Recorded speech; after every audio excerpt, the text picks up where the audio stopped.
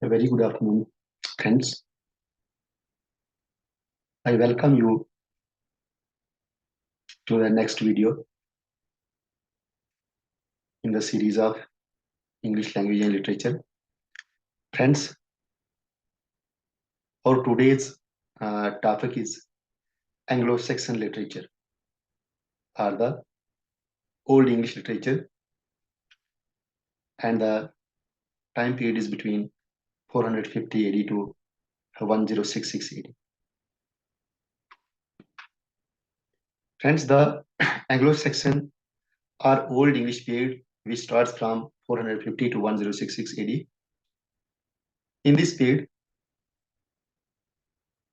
Angles and Saxons were the ancestors of the English race after the fall of the Western Roman Empire in the early 5th century.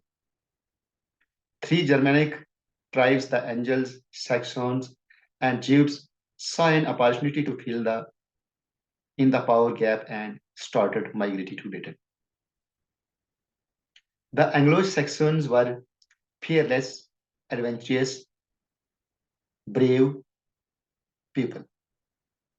By 670 AD, they had occupied the major part of the country, and the land of Angles or Anglo land, present-day England, become their permanent abode.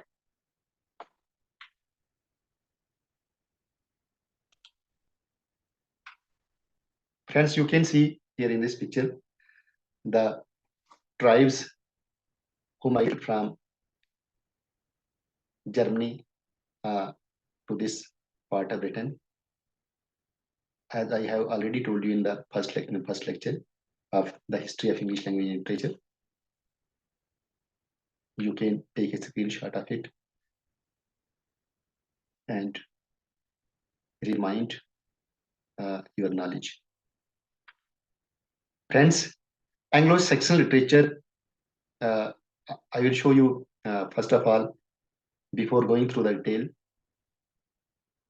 I am going to show you this literature, Anglo-Saxon literature at a glance.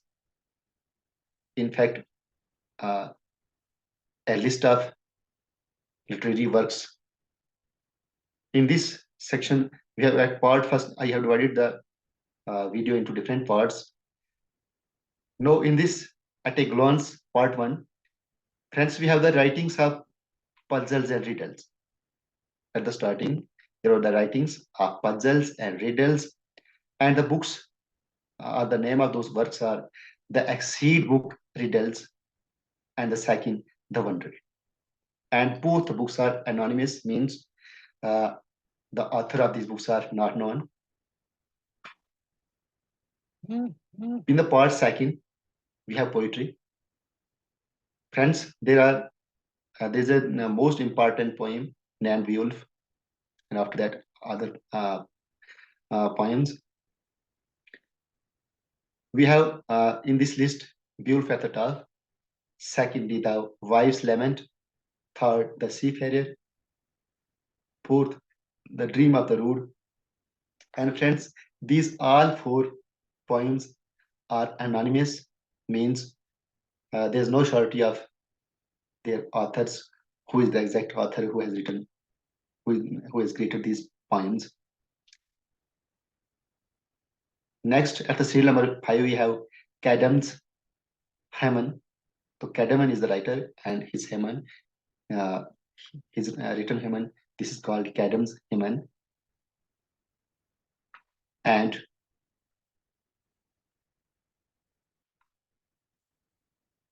Bede's Death Song. These are the poems. These are the famous poems of the Anglo-Saxon period. And friends, now we have in the third part, we have Seinolf's religious poems. The Seinolf is a writer. Seinolf is a poet. So he has some famous poems. He has written some famous poems. He has created some famous poems like Juliana, The Fates of the Apostles, Christ, and finally the Elaine. In the next and fourth part, the Anglo-Saxon prose. We have the Anglo-Saxon prose. In this part, Anglo-Saxon Chronicle is one of the major works of the period, but it is also an anonymous work. Means the real author of the work is not known. After that, we have one author, one writer, Alfric.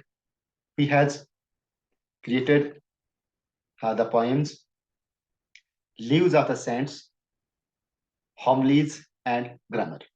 These three poems are created by Alfric. I'm not saying that written because these poems are written by some others, but created orally by Alfric.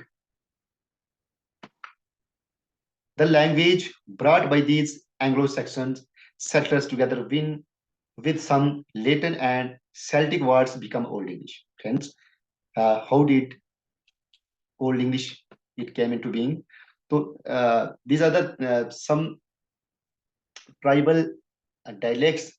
So the language brought by these Anglo-Saxon settlers together with some Latin and Celtic words become Old English. Now, Anglo-Saxon literature was the earliest phase of English literature.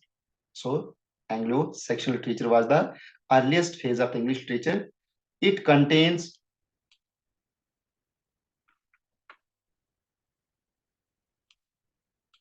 writings of puzzles and riddles and are anonymous. The books are the Exeter book, Riddles, and the Wanderer.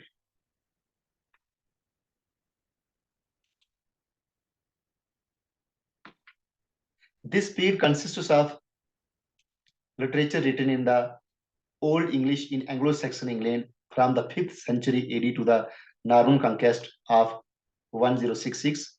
The Old English spoken by Anglo-Saxon people looks incomprehensible to today's English speakers.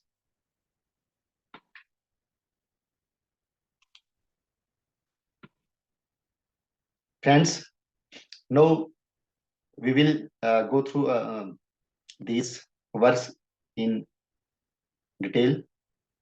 The Anglo-Saxon poetry. What is Anglo-Saxon poetry?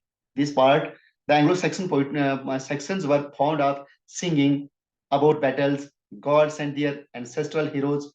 It is, however, these songs of legend, wars, and agriculture that mark the beginning of the English poetry in ancient England.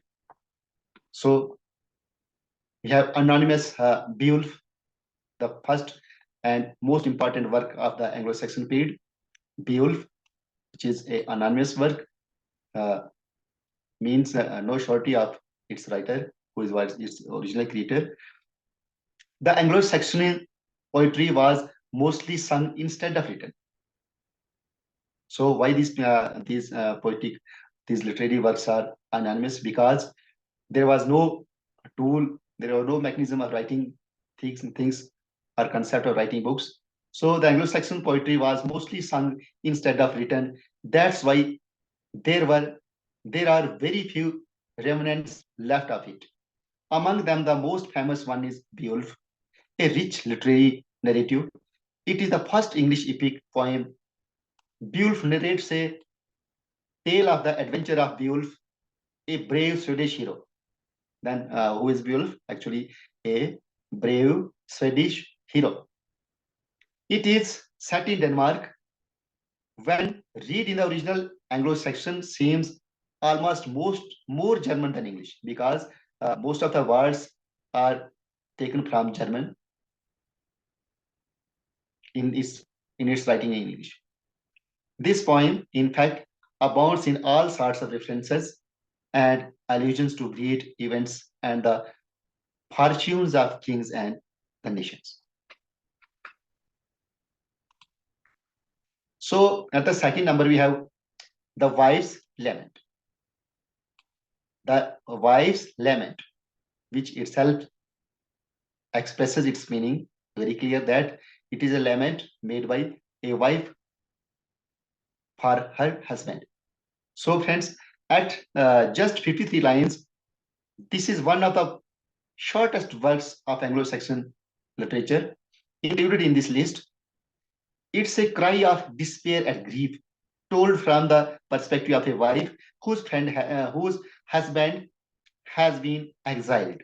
So this is a lament made by a wife in perspective of her husband's exile. The poem also features the rather useful Anglo-Saxon Anglo-Saxon word. I will highlight it here. This is UHTCEARE, Utkear, so which has been translated as lying awake in the morning worrying. So friends, we have next third poetic work, which is also anonymous, The Seafarer. The Seafarer. This is 124 line poem. Is often considered an elegy, since it appears to be spoken by an old sailor looking back on his life and preparing for death. So this is kind of elegy. He discusses the solitariness of a life on the waves, the cold, the danger, and the hardships. As such, the poem captures the bewitching fascination the sea holds for us, but also its darker, more unpredictable side. Variously viewed as a moral poem about how to face up to your own fate, a wholly religious poem, and as such, a great secular poem. The Seafarer is a fine and accessible example of Anglo-Saxon poetry. In this period, the people, they were fascinated with the legends and writing on the legends, so these poetries are called religious poetries. So friends, the next and fourth work, The Dream of the Rood. The Dream of the Rood is another early work of Anglo-Saxon literature. The Dream of the Rood is an early work of English Christian verse and an example of the dream poem. Rood, which actually means cross or crucifix. Crucifix. The Dream of the Rood is an English poem that made its way abroad and is perhaps therefore the first successful English literary export. So the question can come that which is the first important literary work which spreads abroad and become the successful English literary work. So this is the Dream of the Rood.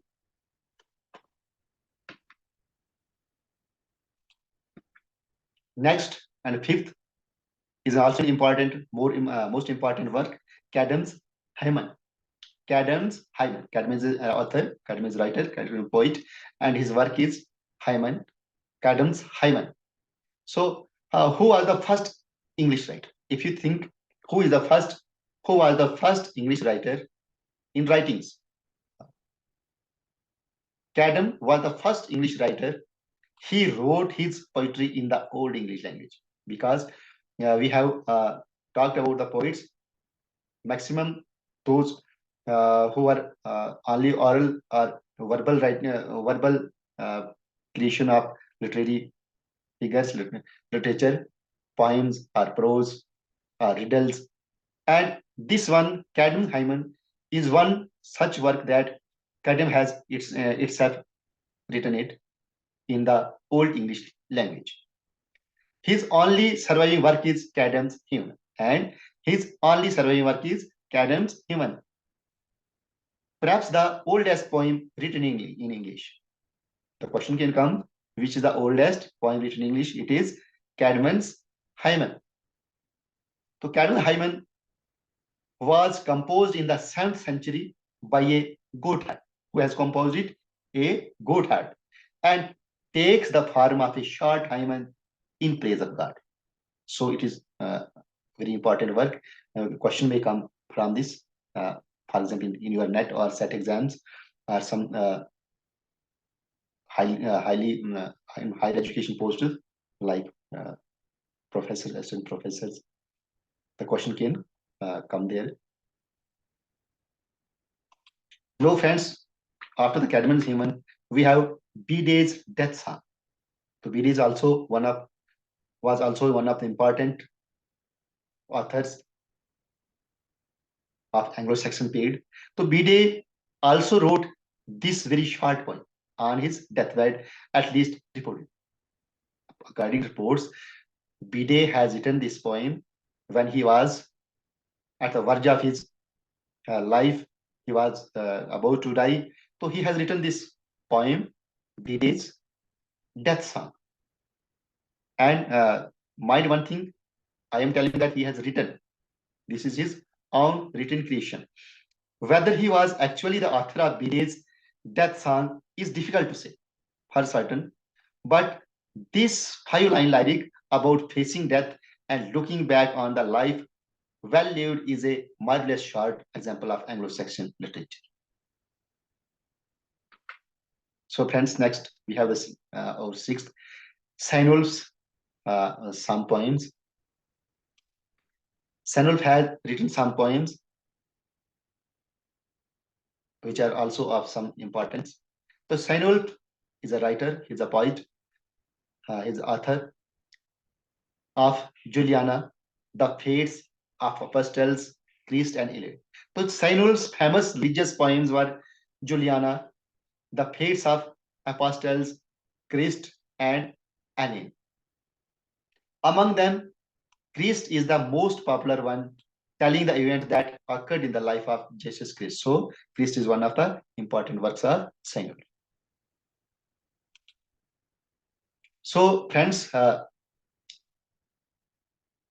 we will discuss here some important characteristics of Anglo-Saxon poetry. So these are some important characteristics of the Anglo-Saxon poetry. For example, there are the heroic poetry elements in this literature, heroic poetry elements, then Christian ideals, then syndical, then metonymy, and irony. After embracing Christianity, the Anglo-Saxon poets began to write religious poetry because they were fascinated with the Christian religion, and they used to pray, they used to sing, they used to write the poems, poetries in praise of the religious things. Therefore, the major portion of Anglo-Saxon poetry encompasses religion. The most famous religious poets of the Anglo-Saxon period were Cadman and Cynewulf. Cadman and Cynewulf, these are the most important poets of the period. Cadman, Cynewulf. So next, in the next section, friends have the Anglo-Saxon prose. We will discuss here the Anglo-Saxon prose. The Anglo-Saxon prose replaced Latin prose with English, which observed all the rules of ordinary speeches in its construction. Means the prose was at the initial stage written in Latin, but with the development of English, with the emergence of English as a language, the Anglo-Saxon peoples switched from writing Latin to their newly generated language called English. So Anglo-Saxon replaced Latin prose with English, which observed all the rules of ordinary speech in its construction. The famous Anglo-Saxon king Alfred the Great. The famous Anglo-Saxon king Alfred the Great. Question becomes, who is Alfred the Great? He is famous, one of the famous Anglo-Saxon king. Translated most of the famous Latin chronicles in English. He's also one of the best translators of other good literary things into English. However, the second famous prose writer of the Anglo-Saxon period was no doubt Alfric. He was actually a priest who Alfric, he was actually a priest. Among his famous writings were Leaves of the Saints, Homilies, and Grammar.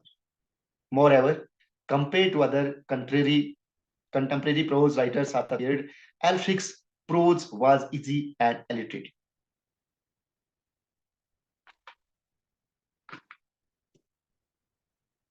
Anonymous, the Anglo-Saxon Chronicle. No. The Anglo-Saxon Chronicle, which is also an anonymous work.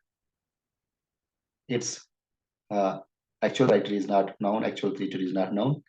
One of the most important manuscripts in English history, the Anglo-Saxon Chronicle, was created in the late 9th century during the time of Alfred the Great. Almost certainly at his command, and the manuscript is thought of to have been written in Wessex, where Alfred ruled. The famous Anglo-Saxon king Alfred the Great translated most of the famous Latin chronicles in English. Actually, the chronicle survives in several different manuscripts, a result of its having been distributed to various monasteries and then added to. Among other things, the chronicle contains accounts of the two battles of 1066. Friends, these are the important battles. You should mind it, recall, keep in your mind the battles of 1066. And two important places are the Stamford Bridge and Hastings. Where were these battles fought? These were fought at Stamford Bridge and Hastings. And this Hastings war battle is also known as Battle of Hastings, or the Norman Conquest. Norman Conquest includes both places of battle, Stamford Bridge and as well as Hastings. So friends, we have Alfric's League of Saints, Homilies and Grammar, which I have already told you earlier. So Alfric, he was actually a priest. Among his famous writings were Leaves of Saints, Homilies and Grammar. Moreover, compared to the other contemporary prose writers of the period, Alfric prose was easy and alliterative. So friends, in this whole lecture, in the chronological order, we have to keep in our mind some important things, some important dates, some important works.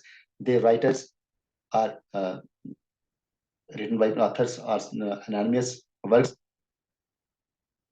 and along with it, the use of language, which I have discussed in this lecture. And now a question comes: what was the first work in English literature? A very important question is. So, most important work of this period is Beowulf, and Beowulf was the earliest, most popular epic poem of English literature.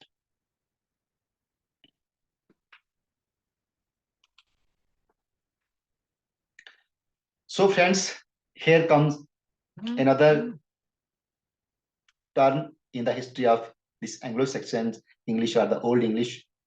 Now starts a decline in the Anglo-Saxons period. And how did it happen? It happened because of the Norman conquest. As I have already told you in the very first lecture, the history of English language and literature. The Anglo-Saxon period flourished until the Norman conquest of 1066. After the defeat of Harold, the last of the Saxon kings, by William, who conquered Harold. Actually, Harold Godwinson was ruling Britain at that time, but King Alfred, the friend of William the Conqueror, he has promised William the Conqueror to control Britain after his death. But one of his in-laws, Harold Godwinson controlled Britain after the death of King Alfred. So William the Conqueror becomes angry and he starts an invasion and starts invasion on the country.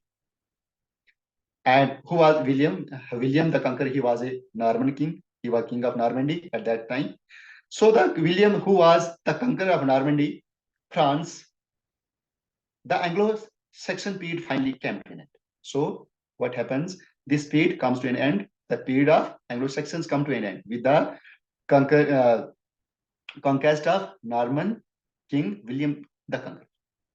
So as he gets the full control over through the Britain, through land, in history, their ruling period extends roughly from 452 AD to 106 AD. The period of Anglo-Saxons is from 450 AD to 106, a very important date, a very important period, which comes in the most competitive exams. This is one of the important questions. What is the period of Anglo-Saxons? This is 450 to 166.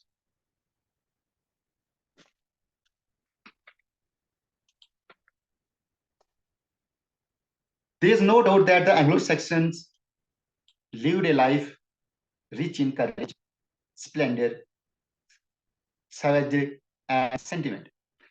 Their literature thus remarkably contains all these traits?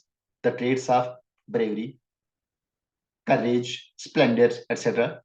And it reflects all the main principles of their life. For instance, the love of the personal freedom. They love the freedom. They love their personal freedom. So the love of personal freedom, religion, appreciation for womanhood. They used to appreciate the womanhood also. Responsiveness to nature. They responded to nature. They believe in nature. They worship the nature and the struggle for glory. And they are the adventurous people. They can even struggle for the glory. So, friends, there you have it, a brief overview of the Anglo-Saxon period literature, or which we can say the Old English literature period. Thank you for joining me today. If you have any question, feel free to ask me, please, in the comment box. And please, you can suggest me in the comment box by with your comments. How did you like my videos? And if you want some improvement in my videos, because I am a beginner in this field, technically I am getting some troubles with my recording systems. Sometimes it becomes very difficult for me to compose things, compare, record properly. So you can please suggest me the ways, and please share my videos for the general cause to your friends or the literature loving people, so that they can get some benefit of my videos. And I also request you all to please subscribe to my channel and press the bell icon button, so that you can get all the notifications of my videos when I upload some new videos. And hence it will encourage encourage me that I am doing something good. So please subscribe to the channel so that I could get some encouragement.